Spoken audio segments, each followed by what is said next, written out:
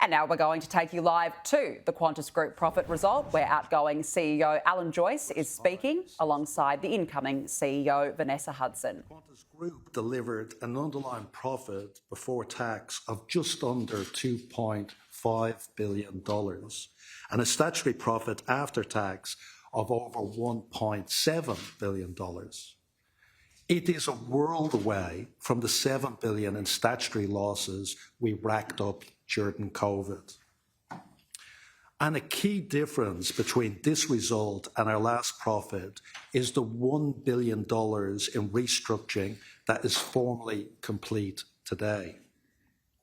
This is a remarkable turnaround, 3 years in the making, and it's been hard. From being 11 weeks shy of insolvency to a challenging return to flying across the industry, to finally getting back to the leading domestic operational performance.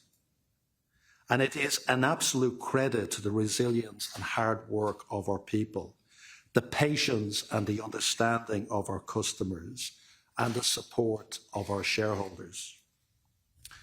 All the details behind the results are in the documents that we've released today. So I'd now like to take you through what we're seeing in the market and how we're reinvesting our profits. Fundamentally, travel demand is extremely robust. Our monthly survey of frequent flyers' intent to travel shows it's still running at twice the level it was before COVID for domestic and 80% higher for international. Despite cost of living pressures, survey data shows that people are planning to spend more on travel over the next 6 months and less on homewares, renovations, and even on alcohol. To help to meet demand, our flying increased by almost 70 billion seat kilometres, and we're carrying more than double the people we carried last year to now carrying 46 million people, on track to get back to the over 50 million people we carried before COVID.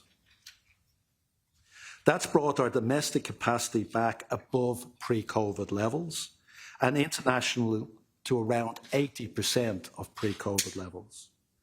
We expect international will be back at 100% by the middle of next year, which is the fastest that we can get some of these large wide bodies back through maintenance and back into service. Extra flying by Qantas and a strong return by around 50 other airlines serving the market is already lowering the price of travel. The data shows that economy fares peaked in December of last year, and they've fallen since then by about 12%, and they should keep on dropping as more international capacity comes online. No business is immune to high inflation at the moment, but we understand the need for affordable travel. Jetstar sold 9 million fares for under $100 in financial year 23. Qantas increased the availability of reward seats, those bought with frequent flyer points, by more than 50%. And today we've launched a 1 million seat sale across the Qantas and Jetstar network, which in fact is our 17th major sale in the past 12 months. Domestically, Jetstar is offering one-way fares like Sydney to Launceston for $29 and Perth to Brisbane for $99. Internationally, Qantas is offering fares like Melbourne to LA for $1,200 return and Sydney to London for $1,800 return. So there is some great value out there. Importantly for our customers and people, returning to profit means that we can reinvest.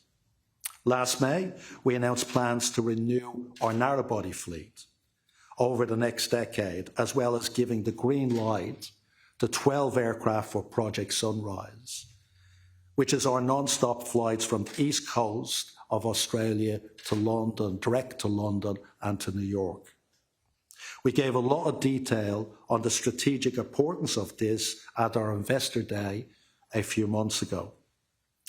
Today, we're also announcing the final piece of our long-term fleet plan, replacing our A330s and ultimately our A380s. The board has approved firm orders for 24 new wide-body aircraft for Qantas, a mix of A350s and Boeing 787s. This is another multi-billion investment in the national carrier.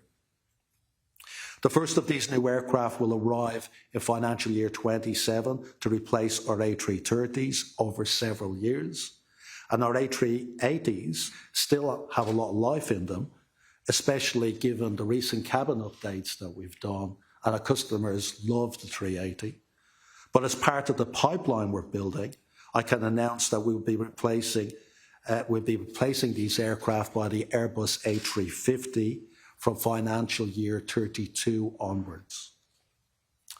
We have negotiated options and purchase rights with both Airbus and Boeing for more 787s and A350s, which we can draw down as we need for the replacement of more aircraft and for the growth over the next decade and beyond.